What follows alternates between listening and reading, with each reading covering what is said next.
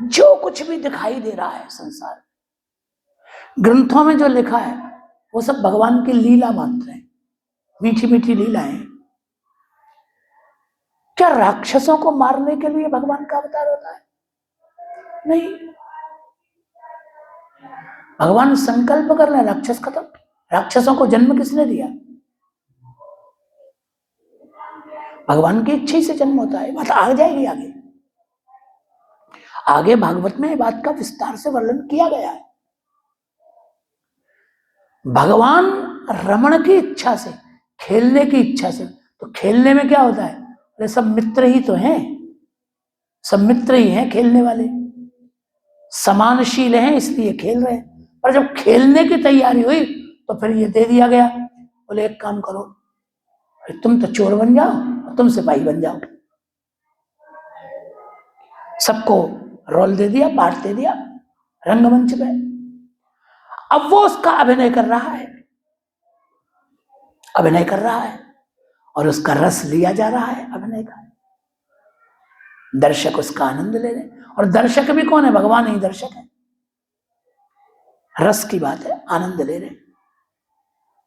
कलकत्ते में बहुत वर्ष पूर्व ये परम पूज्य ब्रह्मलीन संत श्री स्वामी अखंडानंद सरस्वती जी महाराज से सुनी हुई बात है, यह हम आपको सुना रहे। तो नील दर्पण नाम का एक नाटक हुआ कलकत्ते में। उस नाटक में यह दिखाया गया था कि गरीब किसान, भारत के देश के गरीब किसान नील की खेती करते थे। नील होता है ना कपड़ों में लगाने वाला, नील की खेती करते थे। तो नील की खेती करने वाले उन गरीब किसानों को अंग्रेज अफसर टैक्स के चक्कर में उन पे बड़ा अत्याचार करते थे, बड़ा अत्याचार करते। अंग्रेजों का अत्याचार दिखाया गया था उस नाटक में, नील दर्पण में। और उस नाटक को देखने के लिए कलकत्ता के एक बहुत प्रसिद्ध साहित्यकार, शायद आपने नाम सुना हो, श्रीमद शरद चंद्र चट्टोपाध्याय, बहुत प्रसिद्ध साहित्यकार, वो वहां बैठे थे प्रथम पंक्ति में देखने के लिए। अब नाटक हुआ तो उस नाटक में सीन आया कि गरीब किसान के ऊपर वो रो रहा है बेचारा, उसके कपड़े फट गए हैं, और एक अंग्रेज ऑफिसर निर्दयता से उसे मार रहा है कोड़ों से।